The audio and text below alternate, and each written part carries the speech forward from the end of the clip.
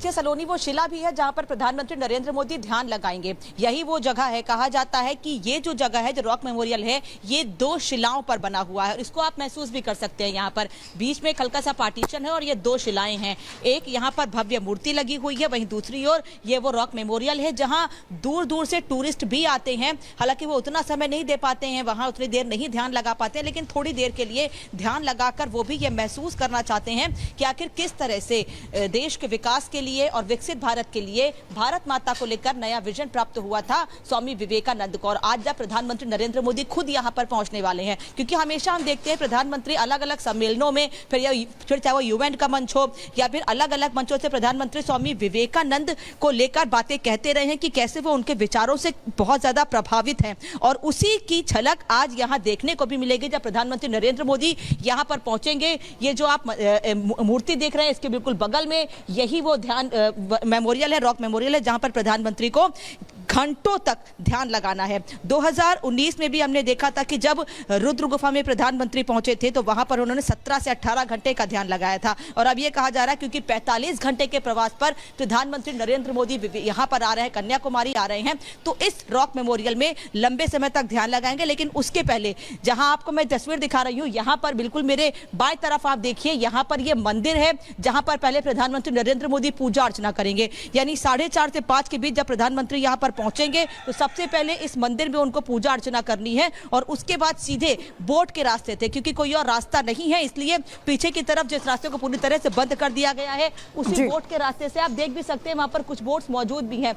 उन्हीं बोट से प्रधानमंत्री अंदर वहां तक जाएंगे और घंटों तक ध्यान लगाएंगे। हम देखते रहे हैं हमेशा से कैसे आध्यात्म से, सनातन से, धर्म से प्रधानमंत्री का जुड़ाव रहा है और वो हमेशा से कहते रहे हैं कि धर्म का अपमान बर्दाश्त नहीं किया जाएगा। वो विरोधियों को भी इस पर जवाब देते रहे हैं। साधना की तस्वीर ये पहली नहीं है, इससे पहले भी प्रधानमंत्री मोदी ध्यान लगा चुके हैं और वो तस्वीरें भी पूरे देश ने देखी थी। हम आपके पास लौट रहे हैं, सुमित और मृदुल भी इस वक्त हमारे साथ जुड़ गए हैं, क्योंकि शिकागो जाने से पहले, शिकागो सम्मेलन के लिए मृदुल और सुमित जब स्वामी विवेकानंद जा रहे थे उससे पहले उन्होंने उसी जगह पर साधना की थी जहां की तस्वीरें अनामिका हमको दिखा रही हैं। लेकिन आप क्योंकि काशी में मौजूद हैं, प्रधानमंत्री मोदी का संसदीय क्षेत्र है, काशी का बेटा ध्यान यात्रा पर निकल रहा है, लेकिन उधर विपक्ष जो है वो सवालों की बौछार कर रहा है। काशीवासी क्या कह रहे हैं, क्योंकि सनातनी देश में आज तक किसी ने ध्यान यात्रा पर कोई सवाल नहीं उठाया, लेकिन विपक्ष ऐसा कर रहा है। देखिए, आपको याद होगा कि प्रधानमंत्री नरेंद्र मोदी जब इस तरह के ध्यान के लिए पहुंचे हैं तब सवाल उठे हैं।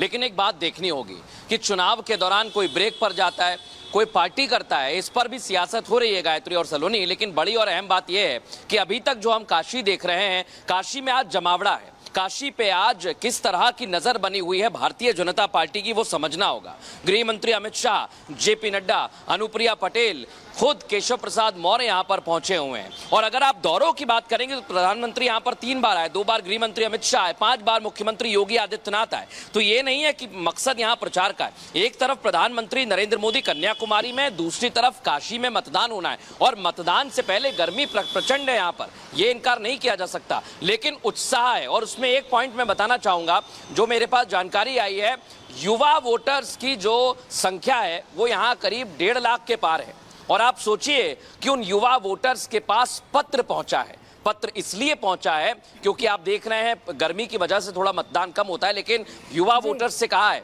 कि आपके पास ये मौका आया है और अगर आप लोकतंत्र के इस महापर्व का हिस्सा बनेंगे, अपनी भागीदारी निभाएंगे तो ये बहुत अच्छा होगा। और जब युवा वोटर्स को सीधे डायरेक्ट आप नोटिस करते हैं, उनसे सीधा संवाद करते हैं पत्र के माध्यम से, तो फिर ये चर्चा और बढ़ जाती है कि प्रधानमंत्री नरेंद्र मोदी क्या इस बार अलग तरह से चुनाव लड़ना चाहते हैं। क्या प्रधानमंत्री नरेंद्र मोदी और भारतीय जनता पार्टी पूरे बनारस में वोट को आगे ले जाना चाहती है, क्योंकि पिछली बार 63.8 के आसपास, लेकिन उससे पहले कॉन्फिडेंस भी देखा जा सकता है प्रधानमंत्री में, क्योंकि एकदम निसंकोच उनकी यात्रा का प्लान बना हुआ है, आध्यात्मिक यात्रा है। हमारे साथ सुमित भी जुड़े हुए हैं। सुमित, विशेष लगाव हम देखते हैं धार्मिक स्थलों से रहा है प्रधानमंत्री को, काशी का कायाकल्प हुआ है, इससे कोई इनकार नहीं कर सकता। इससे पहले लक्षद्वीप गए थे, बीच बीच में वो ऐसी जगह जाते रहते हैं, टूरिज्म भी प्रमोट करते हैं और भारत की जो आध्यात्मिक विरासत है उनसे भी लोगों को रूबरू कराते हैं। कम से कम लोगों को पता चलेगा कि कन्याकुमारी भी जा सकते हैं।